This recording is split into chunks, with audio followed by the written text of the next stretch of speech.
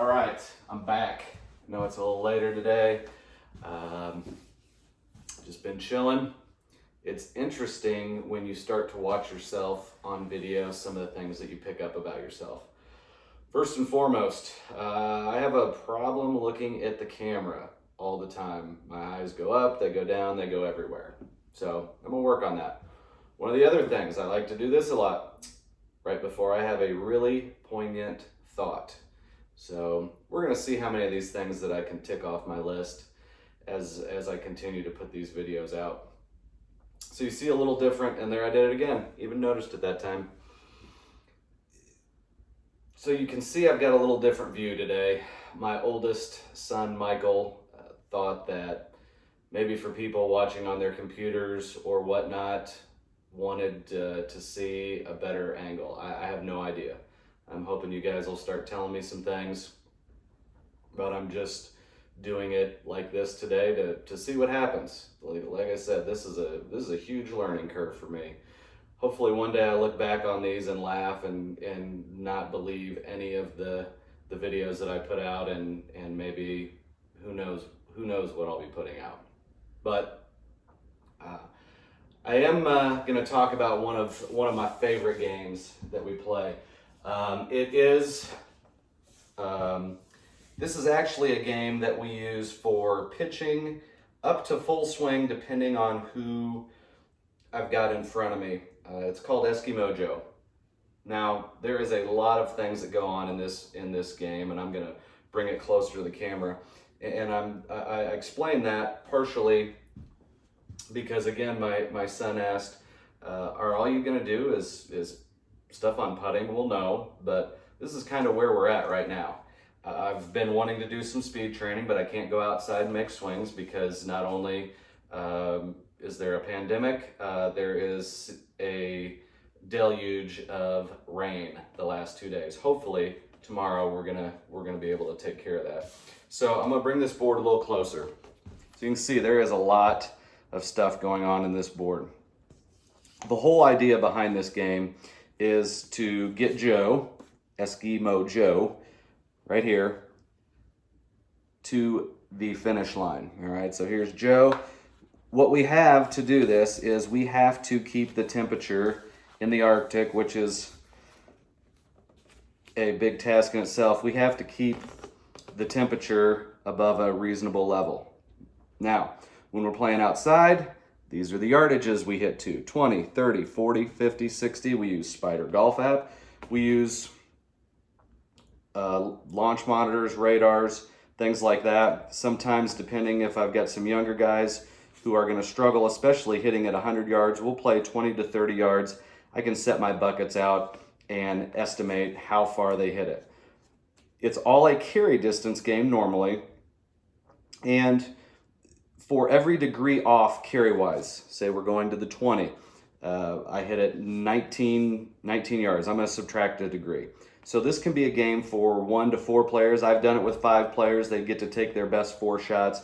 But today we are repurposing this game for putting. We've had an opportunity, and I say opportunity has presented itself to really get into designing some new features of these games. I'm going to repurpose this a little different than we've even talked about in our morning discussions. So every morning we get together, we put out an idea that we want to talk about for games, and then we build new games around it. So today, again, I'm going to use my well putt mat, and I'm going to subtract degrees based on which circle it gets into. So if I do happen to make one in the hole, all right, if I make one in the hole, there's going to be no temperature change.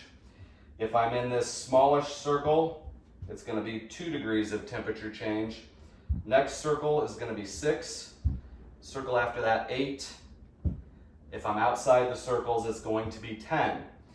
Now, what I've come up with is that if a ball ends up in the hole, I can move it. And the other ball that is in the circles, if I hit it, I'm automatically going to increase by 2 degrees from wherever it might end up. Okay, so maybe I get lucky and it bounces into the hole. I'm still gonna subtract 2 degrees. All right, now I'm gonna get into some of the game as we go. But first and foremost, we're always a call to action. So I'm gonna hit my putts. So I'm gonna hit 4 putts. You guys are gonna help me with the math because they said there'd be no math.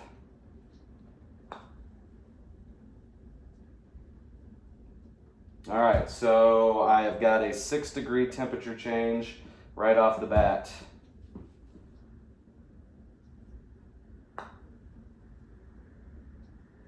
And I hit it, so that's another 2 plus the 6. I'm up to 12, and I'm running out of room to get it into the 2-point. So I'm up to 12. Oh, I hit it again. But it's 2, so that's 14 plus 2 is 16. I've got more slope there than I thought. That, and I think my aim is bad.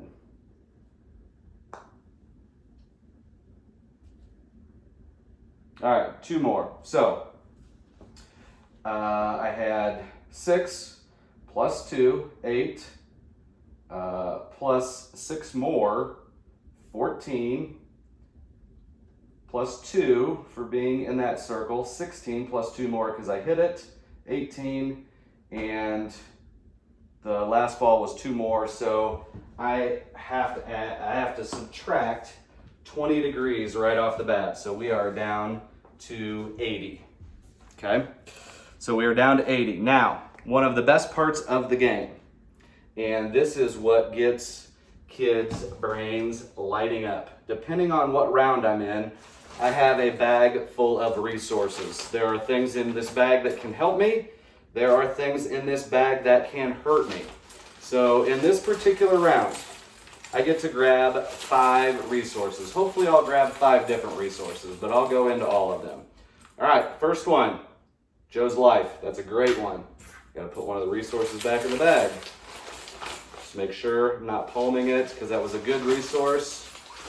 Ooh, another Joe's Life. I'm on a roll. Black ice. Lots of black ice in the Arctic. Ooh, a fire. We all need fire in the Arctic. Oh, more black ice. So the one thing that I didn't grab was a polar bear. Okay, I didn't grab a polar bear. I'm going to exchange one of the black ice, one of the cubes of black ice for the polar bear, just so you can see exactly how the game works. Okay, so now this is where it gets fun. All right, I'm going to put the board down on the ground. Now, we typically, and I set it down the wrong way, typically they have to be anywhere from 2 to 5 feet away. So I've got the board on the ground, and I have to throw these guys onto the board. If it's a good thing, like a Joe's Life, it has to stay on the cubes. If it goes off, it's out of the game forever. I have 6 opportunities to get a Joe's Life. Now, down towards the far end of the board, there are degree increments to which I can raise my temperature. Okay, so I can raise the temperature, but to get a Joe's Life, Joe has to cross over the cube to pick it up, to save him. And that's going to be important based on what happens with the polar bears. Okay, same thing with the fire. I have to go over the fire to claim it, because once I get down to 40 degrees, if I do not have any fire, Joe's gonna lose a life. If I've got fire, he stays. So it presents a problem at the beginning of the game. Do I want to throw Joe close to the edge of the board where he starts? Or do I want to try to throw him down to the end of the board where I can potentially get an increase in temperature? Okay, I've got 2, so I'm going to do both. I'm going to see where the first one ends up, hopefully close to the end of the board. And it was short. Joe is gone forever. Joe is not very happy with me right now. I'm still going to throw this one close. If I'd have gotten it on the board, I would have certainly gone for a temperature increase. All right, so whatever square he's touching, I can put him in that square. If he's touching multiple squares, I get to decide. All right, Black ice. My goal is to throw a black ice where there's already black ice on the board. If I do that, it's great.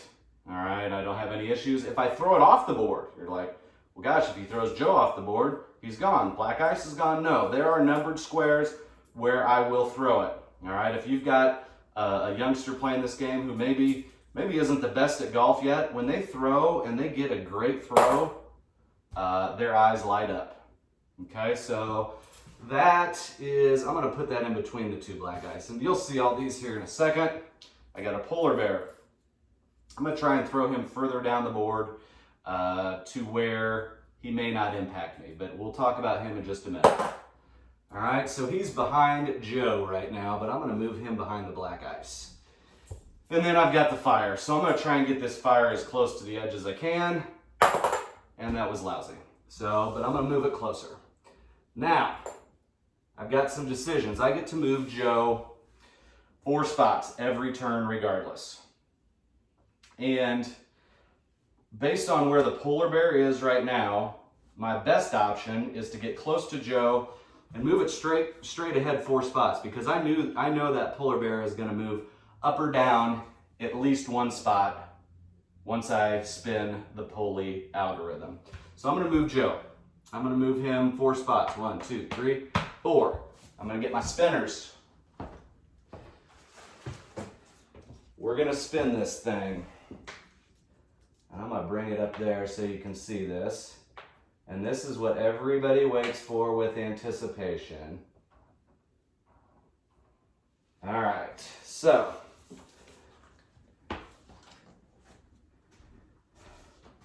bring this up here. We've got the spinners. All right. Okay, so we know Joe is moving up 8. All right, up 8. That was literally the worst possible thing that could happen.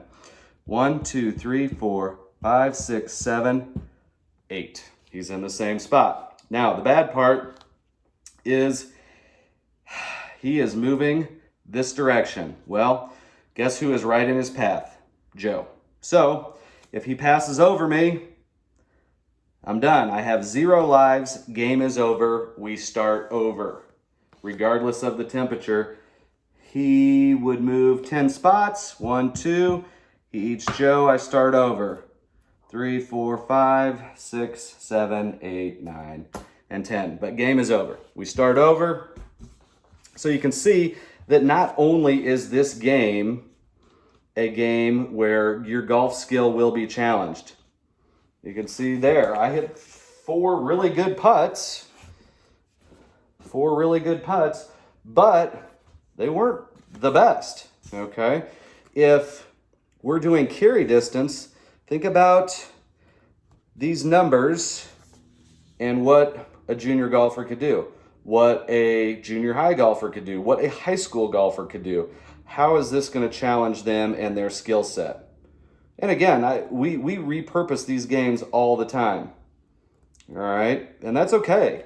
That's why we call it the sandbox, because we can repurpose. And I just found out, it's been the last 5 years in Monopoly, if somebody doesn't buy a property when they land on it, it goes for auction. Not everybody plays by the same rules. If you didn't know that rule, I think you're in the majority. Most people pull out all the pieces, throw the dice, buy property, try to get boardwalk. Okay, but this is one of the games that we play. Again, it's challenging their skills as far as right now putting. We can use it for chipping. We can use it for full swing. Again, we can repurpose this. We actually came up with a game where we move it backwards throughout. A lot of different ways we can do some of these games. Again, all facets of the game. Hopefully that gave you something good today. See, I got another Masters shirt on. Hole number 13, Azalea. It's my favorite. I love the drama that's created there. And again, I'm hoping we're gonna get to watch golf real soon. Hopefully tomorrow it's gonna be sunny. I'm gonna get outside, shoot shoot some speed swings, and talk about something else as far as golf swing education and what you need to know for your golf swing.